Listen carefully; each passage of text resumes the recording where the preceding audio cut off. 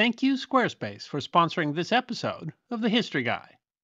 From 1556 to 1715, much of what is today the modern territories of Belgium and Luxembourg, as well as parts of the Netherlands and northern France, were part of the Holy Roman Empire, held in a personal union with the Crown of Spain.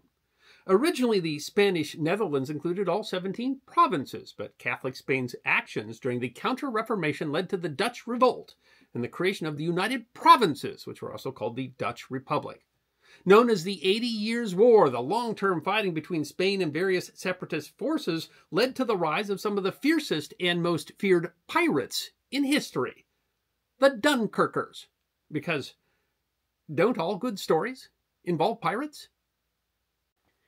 Why do you need a website? Well, in the modern world, it's the best way for you to keep control of your online identity. It's a place where you can showcase your business or your skills, your writing or your art.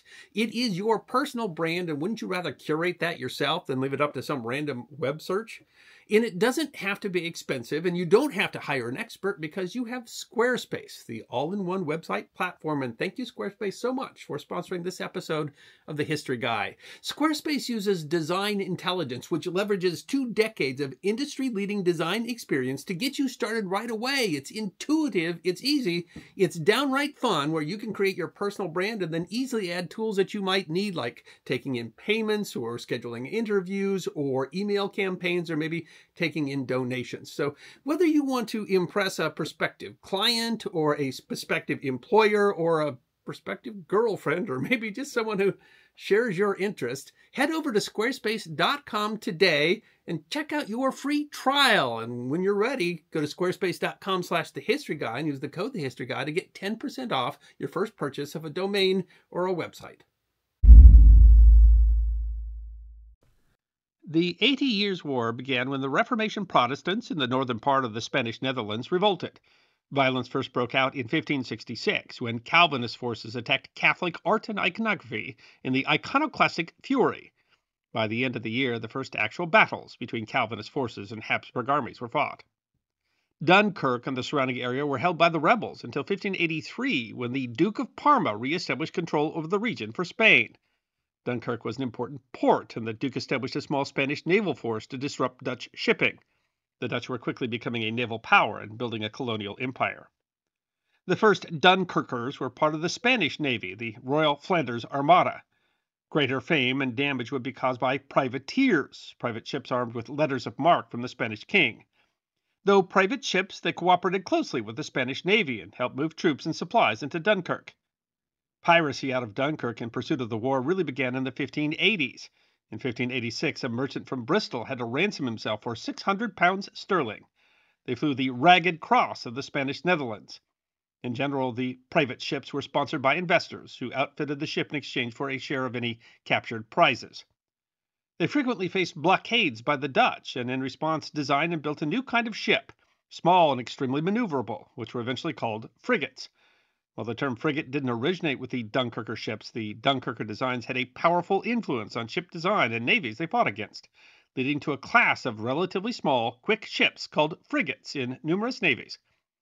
The Dutch, in turn, built quick, shallow-keeled ships with larger armaments, the first appearing around 1600. Beginning around 1598, the operations of the Dunkirker fleet began to expand with the ascension of the Spanish king Philip III. According to the Armada of Flanders by R.A. Stradling, 2 new ships were built for the Armada for the first time in 1600, and that same year the Flanders Armada successfully raided the Dutch fishing fleet with 14 ships. In 1601, a politician in the English House of Commons said that the Dunkirk raiders had done more damage to English shipping than the French army had in the entire 16th century.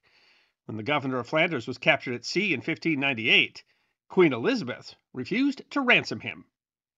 Personalities in the Spanish court began arguing for an all-out sea war against Dutch fisheries, which they thought could cripple the Republic. King Philip III announced that the Armada of Dunkirk should be strengthened and let loose against their fisheries.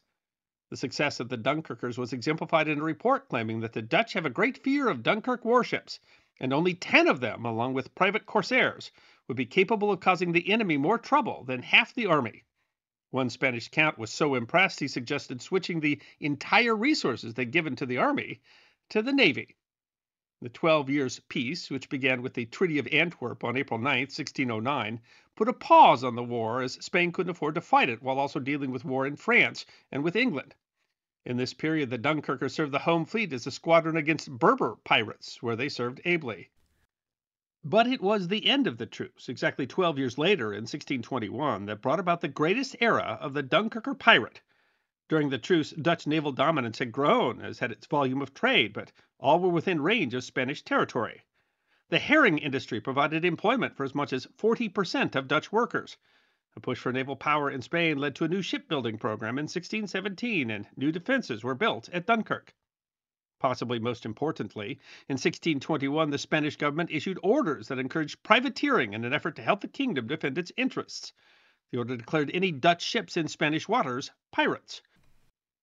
It also granted anyone who sailed as a privateer the same exemptions, privileges, and liberties which the men of the militia enjoyed. They were promised cooperation from civil and government authorities and access to royal arsenals, among other privileges. The end of the truce was immediately followed by a Dutch blockade against the Flemish ports. Among the first dramatic acts of the Dunkirkers came in 1622, when 3 Dunkerker ships ran the blockade. 2 fled, but the third, under Flemish captain Jan Jacobsen, fought. He battled 9 Dutch ships for 13 hours, disabling 2 of his foes. Finally, his own ship was disabled, with its mast, rudder, and sweeps shot away. The Dutch demanded surrender, but Jacobsen defiantly lit his powder store, blowing the ship up, and heavily damaged the 2 Dutch ships that had pulled alongside. Those of his crew that survived were hanged as pirates, and the Spanish hanged 30 Dutch prisoners in reprisal.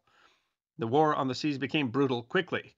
Decrying the Dunkirkers as pirates, the Dutch ignored letters of marque that should have allowed the privateers to be treated as combatants, instead tossing them overboard. Foot-watering, as it came to be called. The Dunkirkers were just as brutal, trapping fishermen below decks on their own boats when they sank them. In 1623, the Armada began striking further into more remote areas, proving its ability to threaten Dutch commerce. Again, in 1624, 4 Dunkirker ships fought their way through 9 Dutch ships without loss. In the summer of that year, 5 Dunkirker ships carrying a regiment of Marines were caught by a large Dutch force. The Dunkirker frigates escaped into the Kentish Downs. The Dutch bottled them up there for a time, but finally the 4 made a break for it.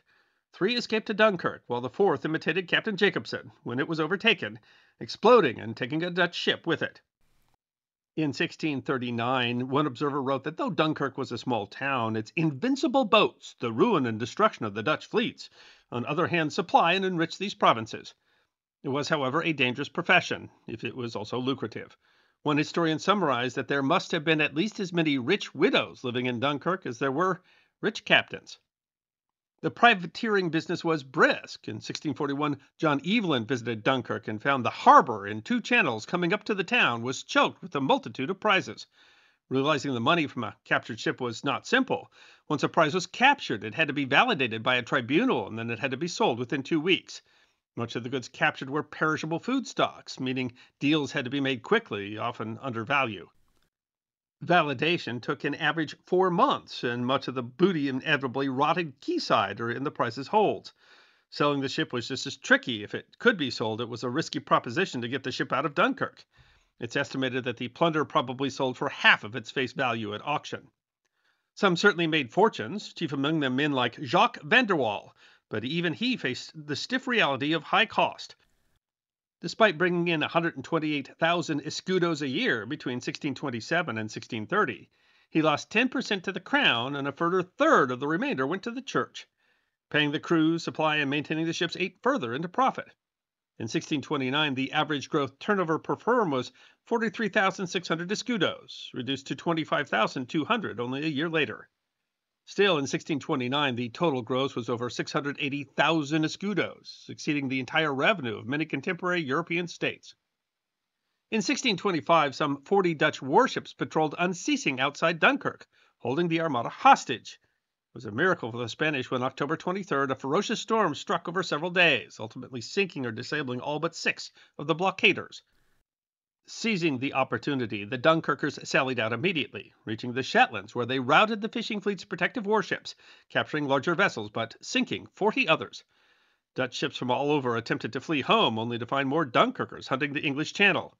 "Even our fishermen have exploited the occasion," Archduchess Isabella wrote. "Within a fortnight, 150 ships, including 20 warships, have been captured or destroyed. 1,400 prisoners were taken, so many that there was nowhere to keep them in Dunkirk. The 1620s proved the value of the frigate, which were almost invulnerable to the traditional naval defenses of England. In that decade, 15 to 20% of the English merchant marine was captured, at least 300 ships. In both London and Amsterdam, the privateering campaign dramatically affected the morale of the populace. In 1629, 4 Dunkirker ships were caught by a Dutch force headed by Piet Hein, then the supreme commander of the Dutch fleet and the only captain to capture a large part of a Spanish treasure fleet intact. Hein sailed his ship between 2 of the Dunkirkers to fire broadsides at both, but Hein was hit by a cannonball and killed instantly, a major victory for the embarrassed Spanish. Multiple privateers were rewarded with decorations, military titles, and others even elevated to the nobility. The success of the pirates was so great that even Dutch merchants got in on the game. As early as 1629, the Dutch Navy captured a Dunkerker that was captained and crewed by Dutch sailors. The English, Germans, Swedes, and French were just as active out of Dunkirk, and even Irish raiders frequented the port. In 1632, Dunkirker sank 28 trawlers and even burned Dutch bases on the Shetland Islands. The Dutch improved their defenses as well, however, sinking 56 Dunkirker ships between 1631 and 1633. In 1635, privateer Jacques Collart leapt to prominence with a raid that captured some 70 ships of the fishing fleet intercepted on their way to the fishing grounds, and another 20 when they ambushed the fleet already at the fishing grounds. Even more impressive, Collart met a Dutch squadron on his way back to Dunkirk, which he fought off. He returned to Dunkirk without a single ship lost. In just over 2 weeks, he had taken 89 trawlers and 5 warships. He was aboard his ship when it was sunk in a fight in which he was outnumbered 2 to 1, trying to sail ships back to Spain. But it was fished out of the water by the Dutch and released in a prisoner exchange. Jacques was given the title of admiral and invested with the Order of Santiago by the king himself. Miguel de Horna, a Navarre-born Dunkerker captain, captured 14 merchantmen and 3 warships in February 1637 in a single-pitched fight, and another 12 prizes in a second raid in July. The admiral of the fleet from 1633, the Marquis of Fuente, captured 52 ships in a 3-month voyage to the far north. France joined the war against Spain in 1635, offering yet further targets for the Dunkerker fleets. It also, however, put the Flemish ports at risk, with enemies now north and south. In a daring maneuver, a large squadron of ships, including 12 Dunkerkers, sailed in the middle of the winter 1637 with reinforcements, supplies, and, most importantly, money from Spain, were able to make the dangerous journey in record time and avoid all of the Dutch squadrons. But fortune turned. In 1638, a large French invasion force landed in northern Spain. A force of Dunkirkers, including at least 12 galleons, several privateer ships, and frigates, attempted to face 27 French ships and were wiped out. An even greater disaster followed in 1639 when a Spanish fleet was sent to engage the Dutch in the English Channel. The fleet was intercepted by the Dutch and forced to take shelter on the then neutral English coast at the Downs between Dover and Deal. The Dutch naval force eventually reached over 100 vessels, but the Dunkerker frigates were able to quietly by night shuffle 5,000 reinforcements across the Channel to Dunkirk, as well as the money sent to support Flanders. The Battle of the Downs itself, fought on October 21, 1639, was an outright disaster for the Spanish. Outnumbered, the Spanish attempted to break through and reach Dunkirk, but lost between 35 and 40 ships and 5,000 men. Though the Dunkerkers were successful, times were bad for Spain. Portugal revolted, war broke out with France, and the peasants revolted in Catalonia. Shortages of men, supplies, and money were acute. The Royal Flanders Armada was sent to other fronts, and Flanders was left without support. Dunkirk itself was captured in 1646, forcing Spanish privateers to smaller ports. War with the Dutch came to an end in 1648, ending the golden age of the Spanish Dunkerker pirate. Attacks on the fisheries ended, though small groups of privateers still made off with significant prizes on Dutch trade routes before 1648. Dunkirk was recaptured in 1652, and after that some of the privateers got licenses from the Prince of Wales, then in exile while Oliver Cromwell ruled England, to attack English shipping. Dunkirk was captured again by the French and English in 1658. In 1662, England sold Dunkirk to the French, a sale they would come to regret. The era of Spanish Dunkerkers was eclipsed by the era of the French Dunkerkers, the most famous of whom was Jean Bart. Bart came from a family with a history of privateering. His great-uncle was Jan Jacobsen, the one who had blown up his ship instead of surrendering. His grandfather was a Dunkerker, and his father might have been too. He served in the Dutch Navy until 1672, when he sided with the French in the Franco-Dutch War. Too low-born to be commissioned, he captained a privateering ship, where he quickly rose to fame. He captured numerous vessels, earning enough money to outfit his own ships. And by 1676, he commanded a force of 5 frigates, capturing dozens of ships and impressing the Admiralty enough to make a lieutenant despite his low birth. His greatest fame came in the 9 Years' War, when France battled the Dutch, English, Holy Roman Empire, and Spanish at the same time. He was captured by the English at the beginning of the war, but escaped from Plymouth 3 days later in a rowboat. He was promoted to captain and commanded the frigate Alcyon at the Battle of Beachy Head, France's greatest naval victory of the war.